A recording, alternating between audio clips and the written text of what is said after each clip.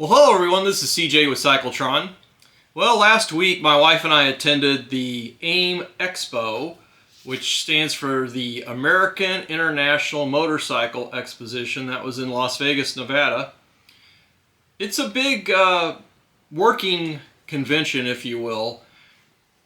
So the statistics for that one was there was 1,676 dealers in attendance, 875 retailers, 450 industry professionals, 143 media representatives, and 328 exhibitors.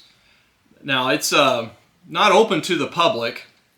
I appreciate the fact that they open it up to social media creators. That's how I got my admission, through press credentials. And it was really interesting. I got some insights, I think, as to how things are trending with the motorcycle industry in general and in the United States in particular. So I'm going to go through the highlights, some of the more noteworthy things that I observed there attending that exhibition. So let's start out with the big impression that I had, and that is that the Chinese motorcycle manufacturers are really pushing to gain significant market share in the industry. You have major motorcycle manufacturers in China that are buying what in essence was defunct Chinese brands, Benelli, Moto Morini, and they'll hire some Italian designers, but these are Chinese made motorcycles with Italian names. So it's smart. I mean, I think there are several issues that the Chinese manufacturers are having to overcome given past history. One of them was, Chinese motorcycles and scooters started coming into this country as Amazon specials. You buy something really cheap, and then you found out if it broke, nobody would fix it, and you couldn't get replacement parts. So that experience that many people had heavily damaged the idea of buying a Chinese-made motorcycle product. Well, since that time, you have companies like KTM that have got a number of distribution deals going with Chinese manufacturers and have outsourced some Chinese manufacturing for their motorcycles to some extent. So, for example, KTM has the distribution for CF Moto. And you've seen CF Moto really gain a foothold at a number of independent dealerships across the country. In a similar fashion, Benelli and Moto Morini, which again are Chinese owned, were looking for U.S. dealers to start selling their bikes. These companies have also licensed engine technology from the likes of Norton or Aprilia for some of their engine designs. So it's interesting to me. I would say, I didn't do an official tally, but probably half the exhibitors there were associated with Chinese manufacturers, either for components or for complete motorcycles. So it was a strong presence by Chinese manufacturers. So those Chinese manufacturers face a lot of headwinds, political issues, economic conflict.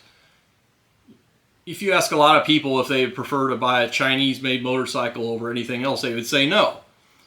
But the thing is, people vote with their dollars, and we are a capitalistic society. Manufacturers naturally look for the lowest cost of production, which for many people that means a significant amount of Chinese manufacturing. Since the United States and other Western countries normalized trade relations with the Chinese around 30 years ago, there's been a loss of about 5 million manufacturing jobs in the United States, and that's on the low end of the estimate. With the events of the last couple of years, you would think that more people are trying to reshore their manufacturing here to the United States. And that's happened to some extent, but mostly due to political incentives for more strategic manufacturing like EV battery technology or high-end computer chips. You really don't see the U.S. government subsidizing or encouraging in any fashion the return of consumer-based manufacturing in the United States. So to a large extent, that ship has sailed. I still think it's worthwhile for individual consumers to examine their purchasing patterns, but the fact is you're probably watching this video on either a phone or a computer that was made in China. It's hard for individual consumers to turn the tide that's really set up by their governments over a period of decades.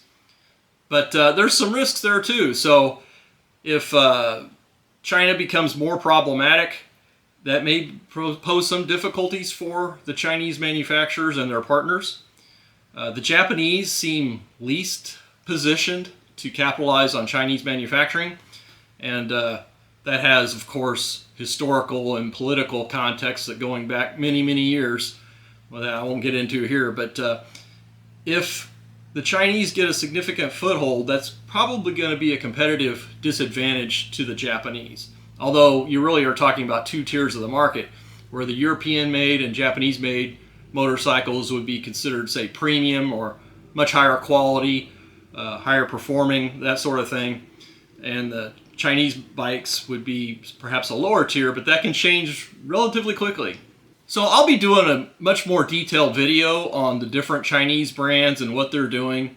There are some pretty innovative bikes out there. I saw a Chinese-made liquid-cooled V4 500cc bike. I mean, something like that would be a blast. If I was a young person and definitely budget-minded at the time,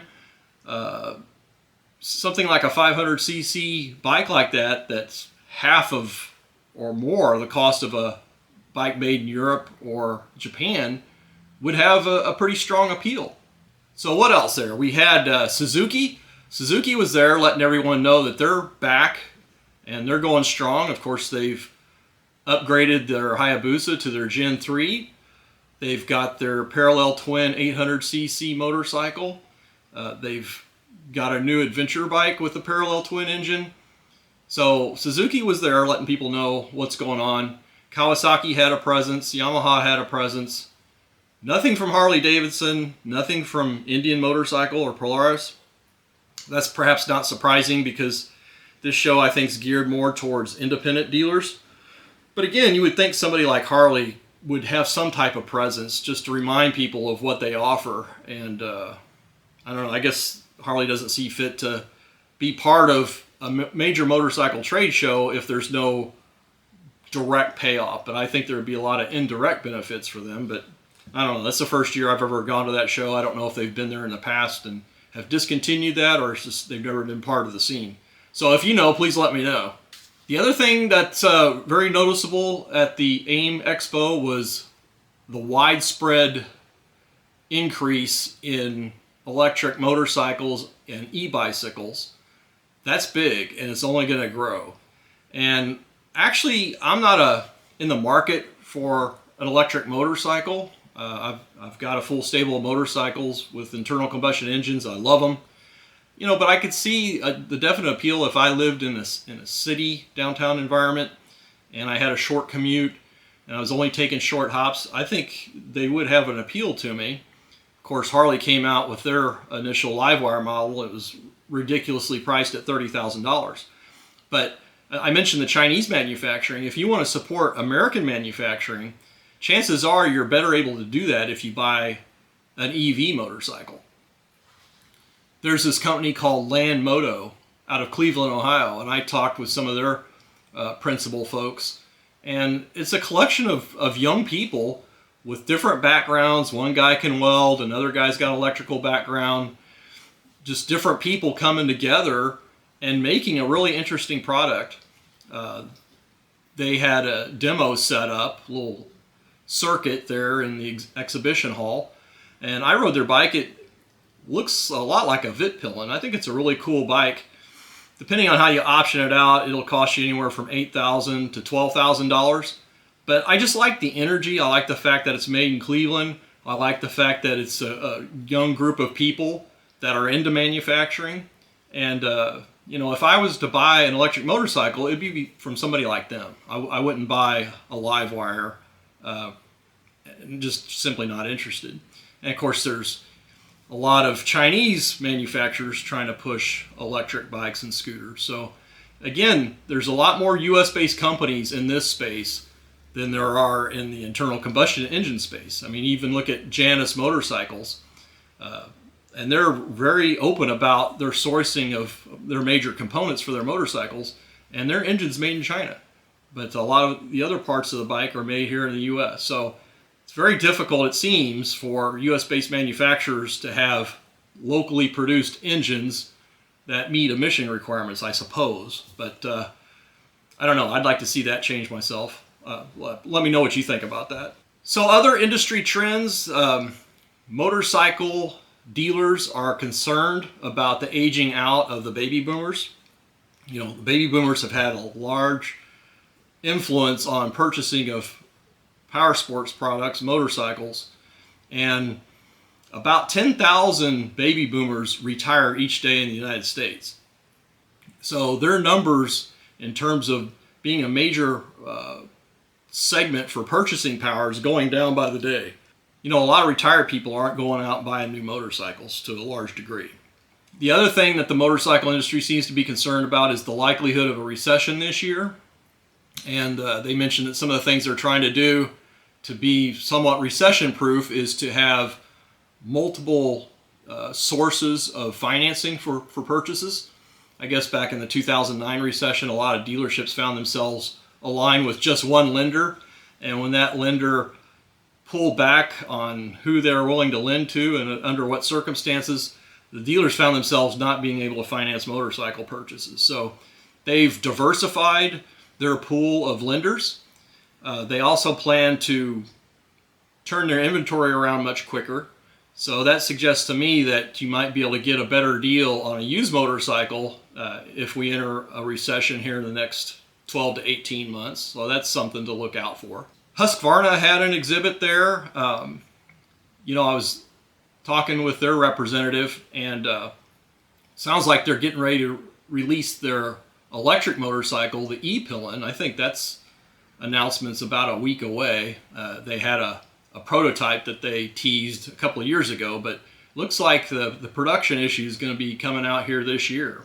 As I mentioned Suzuki earlier, one of the things I'm personally interested in, because I own a Gen 3 Hayabusa and a 2020 Katana, is, you know, the Suzuki came out with the restyled, the redone Katana in 2020, and that's the only year they've offered it for sale in the United States, whereas there's been 2022 and 2023 models offered for sale overseas.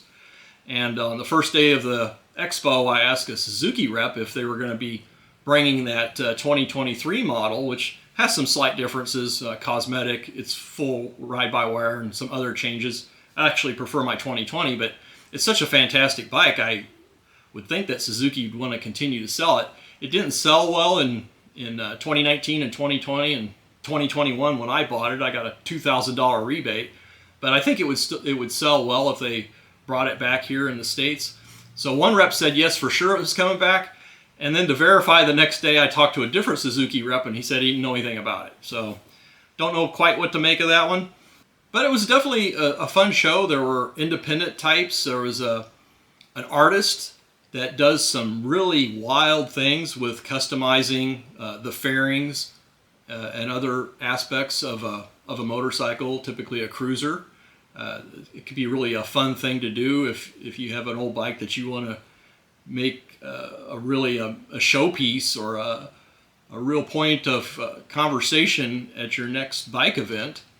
They had a guy, an Italian manufacturer, who invented a simulator for MotoGP where you could use your own motorcycle and you hook sensors up, and it's a mechanical device it's almost like playing a video game but on a full-size motorcycle.